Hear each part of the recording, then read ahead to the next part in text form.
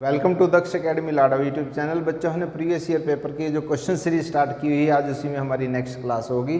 हमेशा की तरह आपके लिए आज भी एक से एक बेहतरीन क्वेश्चन लेकर आया हूँ। साथ साथ प्रैक्टिस कीजिएगा, नोट्स बनाइएगा, शॉर्ट ट्रिक को सीखिएगा, तो एग्ज़ाम में ये डायरेक्ट में ही आपके क्वेश्चन हो जाएंगे और बहुत सा टाइम आपका सेव होगा। चलिए स्टार्ट करते हैं। बच्चों, ये 3 क्वेश्चन आपके सामने हैं। जो क्वेश्चन आप कर सकते हैं इनमें से ट्राई कीजिएगा। साथ साथ मैं आपको ट्रिक भी सिखाता हूँ। पहले तो आप स्टेटमेंट देखिएगा, तुक्का मत लगाइएगा, आता है तो बेस में कीजिएगा, नहीं तो आपने देखिएगा इसको हम कैसे सॉल्व करते हैं। ये क्वेश्चन दिया गया बच्चों आपको कि संख्याओं में सबसे छोटी संख्या ज्ञात कीजिए।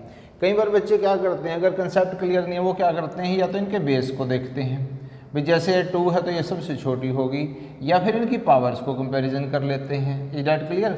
नहीं तो कन्फ्यूजन तो रहेगा ही, क्योंकि इसकी पावर सबसे बड़ी और इसकी ये संख्या सबसे छोटी दिख रही है। समझे इस पॉइंट को? तो ऐसे तुक्के नहीं लगाने बच्चों, तुक्कों से एग्जाम क्लियर नहीं होता। अब देखिएगा हम इसको कैसे सोल्व करते हैं। सबसे पहले बच्चों आपने क्या करना, जैसे 250 है, 150 है, 100 है और 200 है, ये किस संख्या से सारे के सारे भाग हो जाते हैं, वो बड़ी से बड़ी संख्या ज्ञात कर लो, जिससे सारी की सारी पावर्स जो है वो डिवाइड हो जाती हैं। और आपको नज़र आ रहा होगा बच्चों, वो है 50। इसी चीज़ को बच्चों हम बोलते हैं HCF। ओके, ये हम LCM और SCM में पढ़ चुके हैं, यानी कि जो संख्या सभी को भाग कर दे उसको बोलते हैं हम HCF। आपने क्या करना बच्चों, देखिएगा जो पावर है, जैसे यहाँ 250 है, इसको डिवाइड करो इस 50 से, तो कितना आता बच्चों, देखिएगा 5 आ गया हमारे पास। और यहाँ से कितना हो जाएगा बच्चों, देखिए 50 हमने ऐसे लिख देना है। इसी तरह से 3 में ध्यान से समझते चलो इस स्टेप को जरा। जो 50 है बच्चों हमारा वो तो बाहर रहेगा, उसके अलावा जैसे डिवाइड करके आता है ना, 100 को 50 से डिवाइड करेंगे 2, वो पावर हम अंदर रखते चले जाएंगे ऐसे। ठीक है, इसका बेनिफिट क्या होगा हमें, जो ये बच्चों सारी की सारी संख्याएँ हैं ना, उससे फिर हम कंपेरिजन कर लेंगे इसको ईजिली फाइंड आउट करके। जैसे देखिएगा अब यहाँ पे क्या आता है बच्चों, देखिएगा 32 की पावर कितनी आ जाएगी, 50। इसी तरह से 3 को 3 टाइम्स मल्टीप्लाई करते हैं तो कितना बनता है, 27। और यहाँ पे कितना आ जाएगा, 50। ऐसे यहाँ पे देखो कई बार क्या करते हैं बच्चों, जल्दबाजी में 5 2 10 कर देते हैं, ऐसे मत करो, मल्टीप्लाई होता है बच्चों ये 5 से 25, और इसकी पावर कितनी हो जाएगी बच्चों, 50। इसी तरह से 4 को भी हमने 4 टाइम्स मल्टीप्लाई करना है, तो that will be equal to 64, और 50 जो है वो पावर में रहेगा। अब यहाँ से देखिएगा बच्चों, समझने की चीज़ क्या है, पावर सभी की सेम है। यहाँ पे 32, 27, 25 और 64 है। इसका मतलब क्या है कि अगर हम 27 को 50 बार गुना करें और 25 को 50 बार गुना करें तो ऑब्वियसली ये संख्या बड़ी होगी। इसी तरह से इनसे बड़ी ये संख्या होगी और सबसे बड़ी संख्या ये होगी। यानी कि अब हम यहाँ से बड़ी छोटी संख्या, आरोही क्रम, अवरोही क्रम, सारे तरीके के क्वेश्चन निकाल सकते हैं।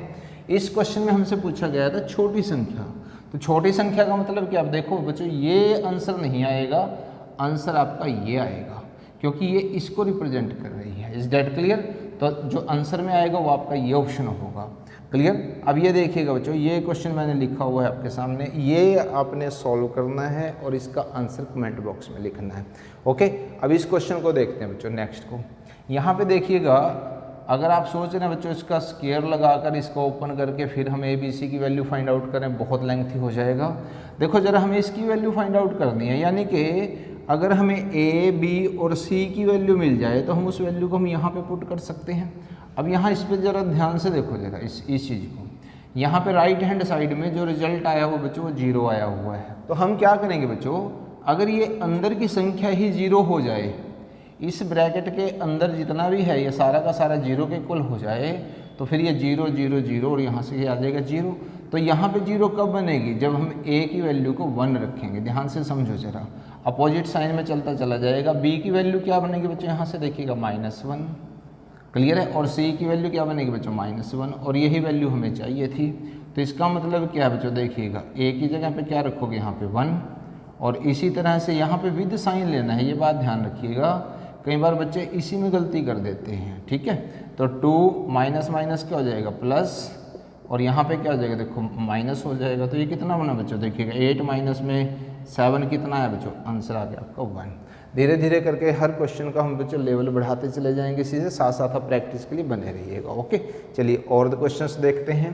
नेक्स्ट क्वेश्चन देखते हैं बच्चों, देखिएगा, चावल के मूल्य में 25% की कमी होने पर कोई व्यक्ति 600 रुपये में 10 किलोग्राम चावल अधिक खरीद लेता है, तो चावल का प्रति किलोग्राम घटा मूल्य ज्ञात कर दें। 2 क्वेश्चन कराऊंगा बच्चों इसके अंदर, और 2 ही टाइप के क्वेश्चन पूछता है एग्जामिनर आपसे, ध्यान से समझ लो जरा। जब आपसे ये पूछा जाए घटा मूल्य इस तरह से, ठीक है, या यूं भी कह सकता है बच्चों आपसे वर्तमान मूल्य। वर्तमान मूल्य का मतलब क्या है, घटने के बाद जो मूल्य आया हुआ है। तो यहाँ पे आप देखिएगा आपको कमी प्रतिशत दे रखा है, यहाँ पे क्या आएगा राशि, ध्यान से समझ लो बस इसको, बहुत डायरेक्ट वे से आप इसका आंसर निकाल पाओगे। और यहाँ पे जितनी भी मात्रा कम या ज़्यादा होगी वो हमने मात्रा लेनी है, ध्यान से समझो। कमी प्रतिशत जो राशि दे रखी वो बटे में 100 आएगा, और यहाँ पे क्या आ जाएगी मात्रा। यहाँ देखो कितनी कमी प्रतिशत दे रखे बच्चों, हमें 25 दिया हुआ है, और आपको क्या बोला गया है कि 25% कमी होने से 600 रुपये में 10 किलोग्राम जो है वो चावल जो है वो ज़्यादा खरीद लेता है, ठीक है, 10 किलोग्राम चावल जो है वो ज़्यादा आ जाती है। यहाँ पे क्या आ जाएगा बच्चों, 100 आ जाएगा, बस आपने इसको कैंसिल कर देना है यहाँ से। देखिएगा कितना इजी हो जाता है, डायरेक्ट आपने आंसर निकाल लोगे आप इसको, ठीक है। ये तो सिर्फ आपने माइंड में रखना है, एग्जाम के अंदर इस फॉर्मूले को यूज करना है, सिर्फ लिखना नहीं है। एक क्वेश्चन हम इसी में और देखते हैं, क्योंकि इसमें तो बच्चों आपसे घटा मूल्य पूछा गया है, यानी कि वर्तमान मूल्य पूछा गया है। कई बार एग्जामिनर प्रारंभिक मूल्य भी पूछ लेता है, उसके बेस पे भी क्वेश्चन देखिएगा। गेहूं के मूल्य में 20% की कमी होने से ललिता 320 रुपये में 5 किलोग्राम अधिक गेहूं खरीद सकती है। गेहूं का आरंभिक मूल्य, यानी कि जो स्टार्टिंग का मूल्य, वो हमें फाइंड आउट करना है। तो अगर यहाँ पे देखिएगा आरंभिक मूल्य की बात करें, कौन से मूल्य की बच्चों, आरंभिक, इसको पहले का मूल्य भी बोल देते हैं, इसको मूल मूल्य भी बोल देते हैं। इस तरह के 2-3 नाम इसके और भी हो सकते हैं। तो आपने सिर्फ समझना है इसको। क्या दिया गया बच्चों, देखिएगा इसमें भी कमी प्रतिशत दे रखा है हमें, कमी प्रतिशत होगी, राशि, दोनों जो फॉर्मूले हैं बच्चों अब उनको आप कंपैरिजन करके देखिएगा जरा, क्या दोनों में सिमिलरिटी है और क्या दोनों के अंदर अलग अलग है। इसलिए मैंने दोनों क्वेश्चन इसी फॉर्मूले के बेस पे लिए। अब इस फॉर्मूले में देखो बच्चों, वही कमी राशि 100 गुना में मात्रा, कमी राशि मात्रा, सिर्फ यहाँ फर्क पड़ा है, ठीक है, इतनी बात। तो यहाँ पे देखिएगा बच्चों कितना आया, 20% तो है कमी, 320 रुपये के अंदर कितने किलोग्राम बच्चों, 5 किलोग्राम, चलो ठीक है। यहाँ पे कितना आएगा बच्चों, 80 आएगा, ये बात ध्यान रखिएगा, क्योंकि 100 में से 20 गए कितने होते हैं, 80। तो हम इसको यहाँ से कैंसिल कर सकते हैं, समझ पा रहे हो। तो ये कितना आ जाएगा बच्चों, 16 रुपीज़ जो है आंसर आ जाएगा। तो मुझे उम्मीद है कि इस तरह का क्वेश्चन कोई भी आप एग्जाम में नहीं छोड़ोगे। ओके, एक क्वेश्चन बच्चों और देखते हैं कि एक विद्यार्थी घर से स्कूल 36 किलोमीटर की चाल से जाता है तथा 45 किलोमीटर प्रति घंटे की चाल से वापस आता है। एक क्वेश्चन और देखते हैं बच्चों, एक विद्यार्थी घर से स्कूल 36 किलोमीटर प्रति घंटे की चाल से जाता है तथा 45 किलोमीटर प्रति घंटे की चाल से घर वापस आता है। पूरी यात्रा के लिए उसकी औसत चाल ज्ञात कीजिएगा। ये भी बहुत इंटरेस्टिंग क्वेश्चन है बच्चों, ध्यान से समझो जरा इसको। ये घर है उस विद्यार्थी का और ये स्कूल है, ओके। अब वो घर से स्कूल जाता है और स्कूल से सीधा घर आता है। बड़ा ही शरीफ बच्चा है, घर से सीधा स्कूल गया 36 किलोमीटर प्रति घंटे की चाल से, लेकिन जब स्कूल से घर आया तो फिर स्पीड देखो उसकी 45 किलोमीटर प्रति घंटे की स्पीड से वो स्कूल से घर आता है।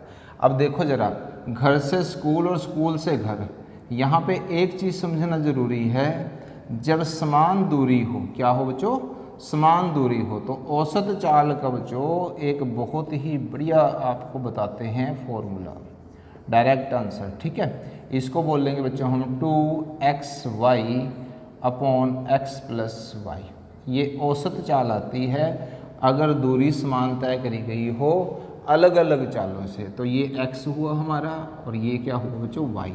देखिएगा डायरेक्ट में क्या आ जाएगा बच्चों आपका, इसे यहाँ से 36, 45 और नीचे इन दोनों को जब प्लस करते हैं तो बच्चों 81। इसको कैंसिल कर दो यहाँ से, ठीक है। जब हम इसको कैंसिल करते हैं तो कितना बनता है बच्चों, देखिएगा 5 दूनी 10 और ये 40 किलोमीटर प्रति घंटा है यहाँ से, ठीक है। कई बार बच्चे क्या करते हैं, औसत का मतलब क्या होता है कि इन दोनों को प्लस करो, 2 से डिवाइड कर दो, ऐसा ना करना, गलत आंसर आ जाएगा। ओके, एक क्वेश्चन और देखो जरा क्या है। 137 मीटर तथा 165 मीटर लंबाई वाली 2 रेलगाड़ियाँ विपरीत दिशा से 42 किलोमीटर प्रति घंटा तथा 48 किलोमीटर प्रति घंटा की चाल से चल रही है। एक दूसरे को पार करने में उन्हें कितना समय लगेगा। ये भी बच्चों बहुत रिपीटेड क्वेश्चन है, लगभग हर एग्ज़ाम में इस तरह का क्वेश्चन ज़रूर पूछा जाता है। लैंग्वेज कई बार थोड़ी सी चेंज हो जाती है। अब यहाँ देखो, एक गाड़ी की तो जो बच्चों लंबाई है वो 37 है और दूसरी गाड़ी की लंबाई बच्चों जो है वो 163 मीटर है। ठीक है, अब जो पहली गाड़ी की चाल है वो 42 किलोमीटर प्रति घंटा है। ठीक, और दूसरी की जो चाल है वो 48 किलोमीटर प्रति घंटा है। अब यहाँ इंटरेस्टिंग पॉइंट बच्चों ये है, दिशा आपको विपरीत दी गई है।